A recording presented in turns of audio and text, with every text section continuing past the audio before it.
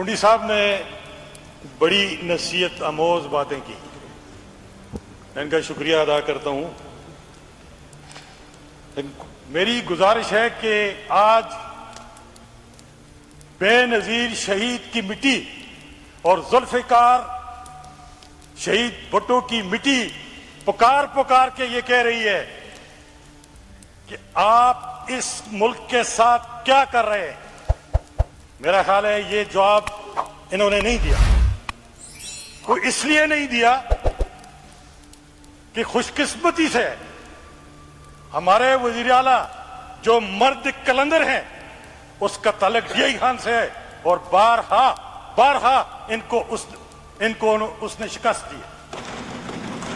جناب اسپیکر،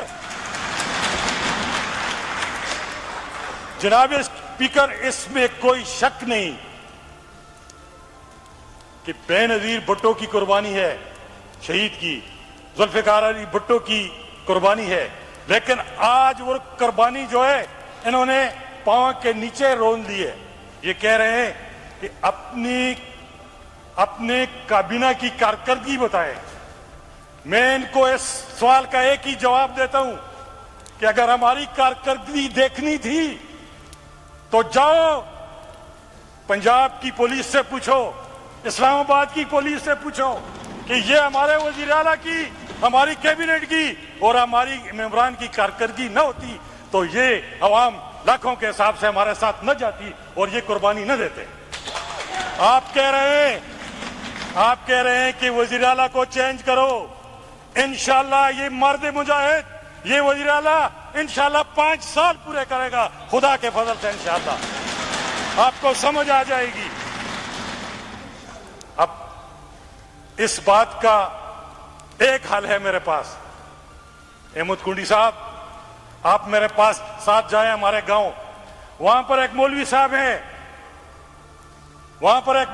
ہیں، وہ در کے تعویذ دیتے ہیں، اور آپ کو میں اس وزیر اعلیٰ کے در کے لیے ایک تعویذ کر کے دوں گا کہ آپ جدھر بھی ہوتے ہیں اس سے ڈرتے ہیں، اس ڈر کو دور کریں۔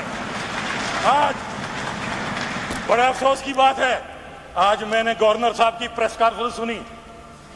گورنر صاحب کیا کہہ رہے ہیں کہ جی خیبر پختونخوا میں کرپشن ہو رہی ہے۔ میں بالکل مانتا ہوں کہ خیبر پختونخوا میں کرپشن ہوئی ہے، لیکن وہ کس محکمے میں ہوئی ہے؟ وہ پاک PWD میں ہوئی ہے، وہ شانگلہ میں ہوئی ہے، وہ DI خان میں ہوئی ہے، وہ ساتھ میں ہوئی ہے، اربوں کی۔ اور پھر کیا ہوا؟ پھر ہوا اس طرح کی اربوں کی کرپشن کر کے اس پاک PWD کو تو بند کیا، لیکن پھر کیا ہوا؟ ایک ہفتہ پہلے پاک PWD دفتر اسلام آباد میں اربوں روپے کا ریکارڈ جلایا، لیکن ریکارڈ ہمارے پاس ہے۔ وقت آنے پر انشاءاللہ ہم اس کو ثابت کریں گے کہ چور کون تھا اور شاہد کون تھا، خدا کے فضل سے۔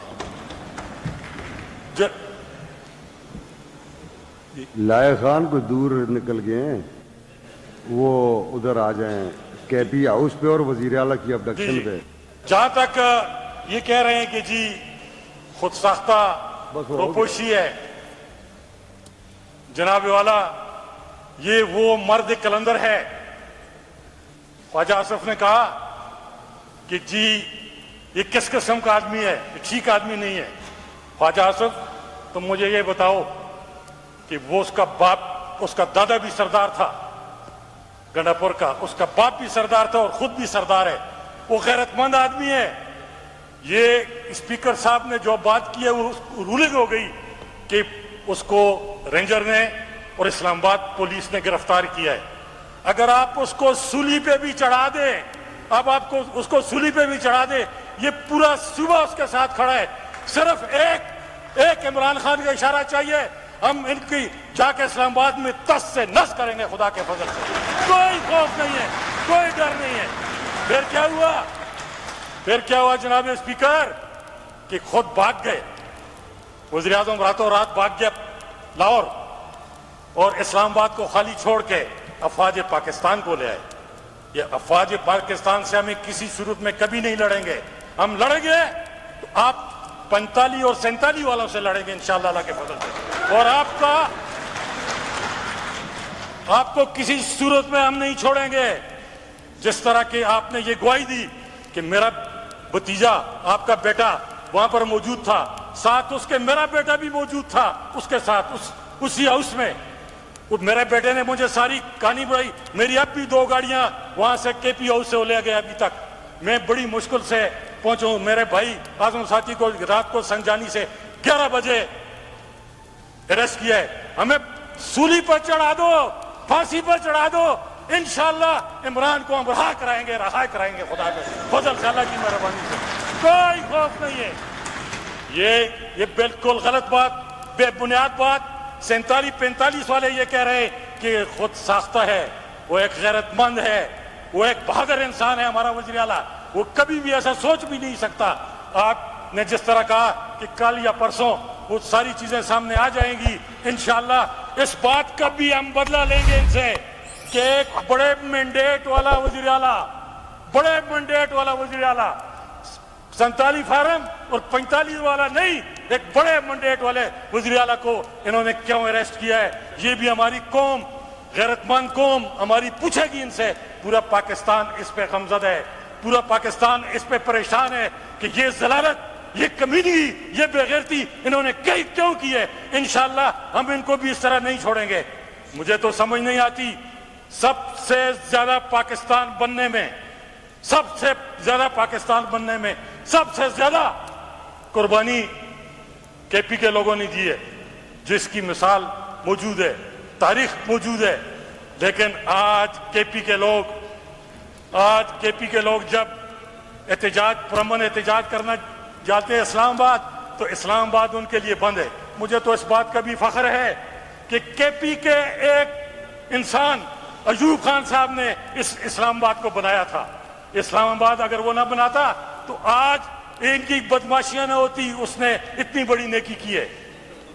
जनाब स्पीकर, गुजारिश ये है कि अगर ये कहें कि इन बातों से हम डर जाएंगे, हम इन बातों से नहीं डरते।